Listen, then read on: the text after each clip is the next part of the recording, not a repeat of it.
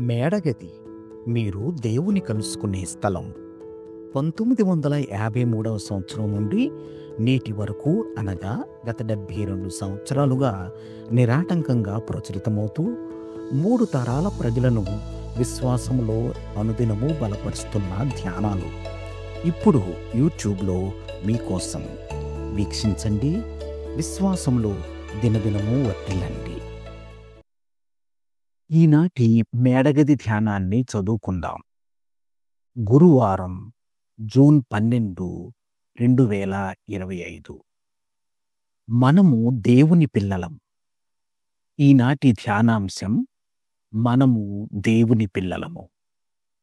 ఈనాటి వాక్య భాగంగా రోమీలకు రాసిన పత్రిక 8వ అధ్యాయం 35 నుండి 39 వచనాల వరకు చదవండి.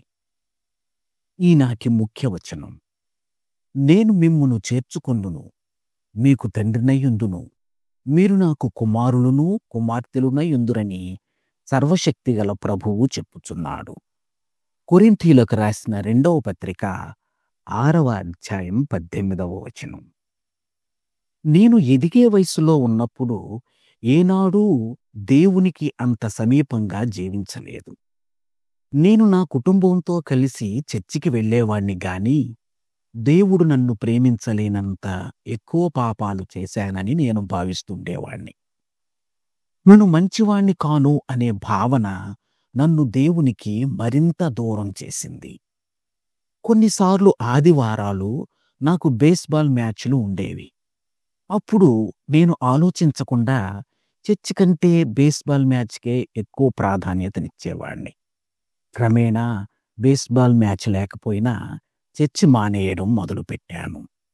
ఇక నా జీవితంలో ఆ సమయంలో దేవునికి ఎంత మాత్రమూ స్థానం లేదు. ఒకరోజు దేవుడు నాకు అవసరమని గ్రహించి కన్నీళ్లతో కుమిలిపోయాను. నేను దేవునికి ఎంతో దూరంగా ఉన్నట్లు నాకు తెలుస్తుంది.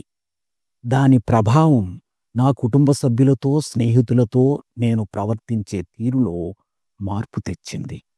కాబట్టి నన్ను క్షమించమని దేవునికి ప్రార్థన చేసి వేడుకున్నాను.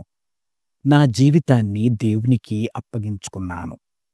ఎంతటి పాపాలైనా దేవుడు నన్ను ప్రేమించకుండా ఆపలేవని నాకిప్పుడు అర్థమైంది.